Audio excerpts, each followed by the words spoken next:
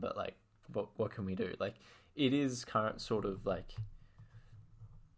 you're buying it at a reasonable price, and then like those things should be the same price, but you probably don't care that they're like 5 cents apart for a microsecond. That doesn't really matter to you. So like there's not really any additional value being provided by people doing these trades, but they're still making money, which obviously is silly. And I would say there are a lot of firms that like do these trades that like the bulk of their trading is providing value to the world in some way, in some like obscure way they are, but I won't get into that either. But they're making money on these specific sets of trades that's like taking money away from other people, and it's not really their fault either, I don't think, because everyone does it. So the only way you lose money when it goes against you, and you make money when it goes with you, and then like, so if you didn't do it, then you just like be losing money, which obviously no one wants to do. So the only way to like get around this, I think, is to like change how financial markets work. But first I'll talk about like the cost of this. So there's a couple papers about this specific issue, and if you didn't understand any things I just said, don't worry, it's like a random finance thing that I got passionate about, and it's probably I probably haven't explained it very well, but there are some economists who did some studies relating to this, and in a recent one this year they published, they estimated that the costs, this specific function of financial markets costs people $5 billion a year. Wow. Which is like a ridiculously large amount of money. I'm not really sure that like that number is correct. It seems too high, but like I haven't read the paper, so I can't refute it. But like, it's just, I think that figure might have only been for European markets as well, but whatever. Wow. It is definitely like a very large number. It might not be that high, but like it's costing people a lot of money, and it's actually costing people like you and me. We don't realize it, but like it's like costing people who like invest, and then because those people have less money. Like it's just it is bad. It is like just generally a bad thing that happens for like normal people, like everyday people. Yeah, I would say so. I personally think that like we could fix this, and this is the first paper they did. Those economists did a paper which is on if you just had an exchange, which instead of if you send an order, it like just executes against, and you have to like cancel. It would be better if we had batch auctions every like 1,000 times a second. So every 1,000th of a second there was this batch auction thing. So then if I want to buy this one product, I can just send an order to buy, and then a bunch of people will like compete to like have the best price against that. But then if you're one of the people who's losing money on these trades, like if say you like want to put in a bid to buy this thing, and then it like goes down in value suddenly, well, because of the way auctions work, you'll actually be losing like way less money, and that number that's 5 billion would go down to like I don't know exactly what it would be, but I personally think it would be like it would decrease it by like at least a factor of 10, probably a factor of 100, but a lot. Yeah. So I think we should do that. Mm-hmm. But that's your ethical opinion. Yeah, that's my ethical opinion. It's kind of a bit of a random segment. No, it's beautiful. Did you understand any of the things I said? Yeah, well, you've told me about them before. Yeah, so hopefully about like the 4th time of me just ranting about this to you, it's like somehow like made a little bit of sense at all. Like, yeah. There's this really good graph in their first paper which explains this. Mm-hmm. There's like there's like 4 graphs. Do you have a link to these papers? Yeah, I do. Yeah, I can put that in the podcast blog post. Yeah. Yeah, in the show notes. Yeah. So yeah, it is pretty cool, I think. Well, cool. It's terrible, but like it's an interesting thing, and like the papers are cool, I think. Yeah. I'm sure, like, other listeners would, like, care about it. Yeah. Maybe. We'll see. I'm sure there's other people that, like, are with you on this. Yeah. Oh, they are, because I talked to this one guy where I was interning, and he was passionate about it. Yeah. Well, all of your, like, investment jargon just reminded me of this incredible YouTube video that I was going to mention. Yeah. So, basically, it's by The Financial Diet, which I don't know if you've listened to, Tom, but... You probably haven't. I haven't. It's this YouTube channel. They basically do like videos on financial terms. Well, not just financial terms, but like how to save money, invest, those sort of videos for like just general people. Not cool people that have done cool investing internships. But just to be clear, it wasn't investing, it was trading. Okay, trading. There's a difference. Trading, sorry. We didn't like have opinions about individual stocks. We just like traded a bunch of stuff using maths. I'm so sorry. Slightly different.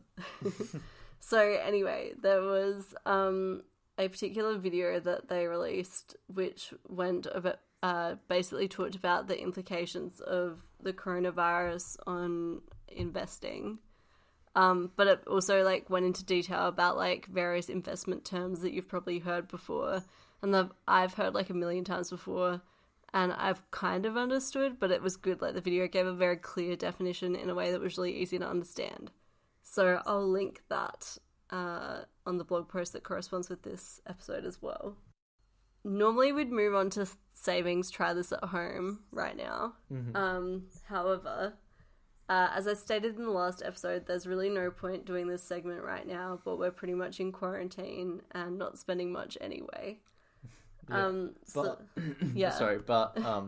at least like trying this at home will be very easy because you're spending a lot of time at home. Yeah, so we can definitely try at home. Yeah, the try this at home bit's good. Just the savings bit is a bit dodgy.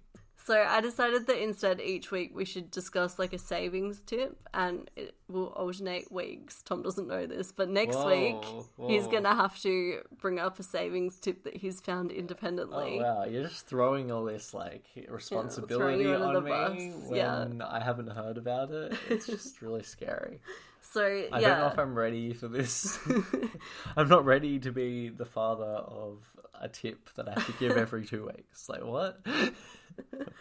So the eventual goal of doing this will hopefully mean that we'll have like a list of savings tips that we can eventually try when everything goes back to normal. Yeah. So for the first tip, I found the first tip.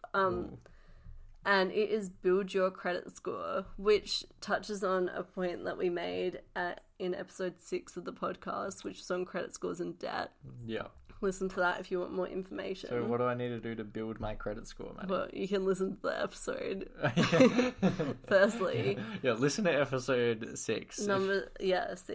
But the reason, firstly I'll explain the reason. Did you know creditors, if they actually ask you, have you listened to the Keys Please podcast episode 6? Yeah. And then if you tick yes, they give you a better credit score? Yeah. That's how Listening it works. boosts your credit score. That's my tip.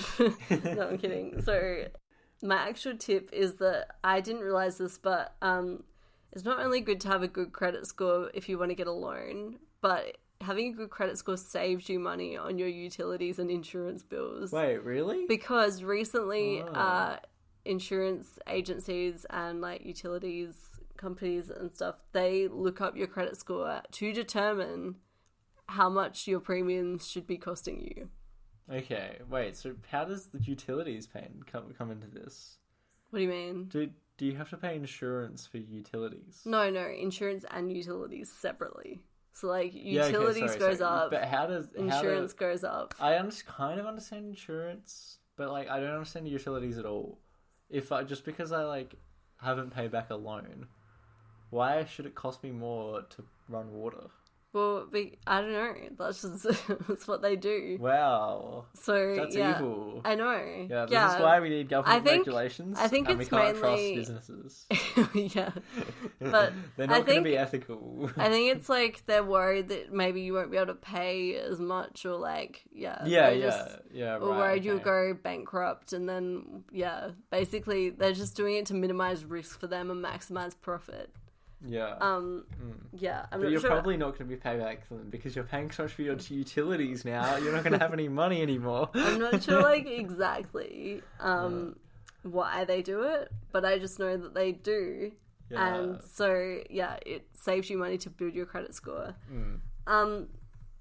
I wanted to do another episode on, like, how exactly to boost the credit score, because in our episode on, like, episode 6, we mainly talk about how to get a credit score, and we do briefly touch on how to boost it.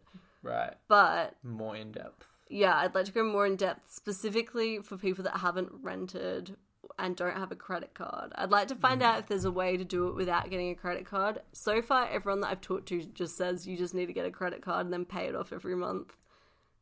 And that's how you get a credit score. That seems like a scam, though, because don't credit cards, like, cost you money?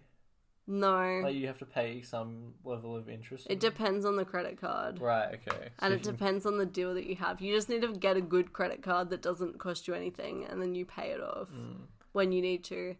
Credit cards are only bad if you don't pay it off in the required time. Right, okay. So, yeah. But anyway, more on that in another episode. But there's the tip. Yeah. So, moving on to our real estate current affair. Root. This one's a bit different as well. So, I had a good think about how to incorporate this with all of the, coronavirus stuff going around. And I decided that even though there's a lot of real estate news that's to do with COVID-19, I don't really want to talk about it anymore. I feel like we did that last week, and I doubt there's going to be anything like really new from that. And if there is, just go look it up yourself, because basically we don't want to talk about coronavirus. Yeah, non-stop. well, I have heard like a lot of people are searching for media outlets that don't report and like don't talk about that's like such a good idea. Yeah, coronavirus or anything like that. So they just want to have like an escape to normalcy. Yeah. So I'm hoping that's what we can provide here at the Keys Please podcast. The other day, my dad was like, we just had dinner. Yeah. So I guess it was the other night, not the other day. But we just had dinner, and my dad was like, "Oh, you want to watch the news?" And I was just like, "No, they'll just talk about the coronavirus. I don't need to hear about it unless it's we've found a vaccine or there are some new measures in place. Yeah, that affect you, and that mean you have to live your life differently. I kind of just don't want to know. Yeah, that's how I feel as well. So, yeah, I've heard a lot of people saying that. So that's why I've decided that, well, I got inspired by John Krasinski's Some Good News YouTube channel. If you don't know him, he's Jim from The Office. Plug. Yeah. So it's really, really cool. What he's done is, like, he's got this YouTube channel and it just shares good news every episode, and they're really good episodes, so I'll chuck that link into the blog post as well. But because that's where the inspiration came from this. So I've decided that each week we're just gonna give a good news story each. Oh wow. Yeah, you didn't tell me this in advance either. No, this episode has just been full of surprises. What can I say? It's okay, we don't have to do one this week. This is just like a disclaimer. So thank God. You scared me. Why do you never tell me these things? Just because I want to get your pure organic reaction. Okay. So yeah, my pure organic reaction is, what the hell? You didn't tell me this in advance. So, So next week we're gonna have some good news. This week's good news is that there's a good news YouTube channel that you should check out. But these good news topics can like come from anything from like our own personal lives to something a listener has told us or something we've found. It can basically be anything. It's very broad. Yeah.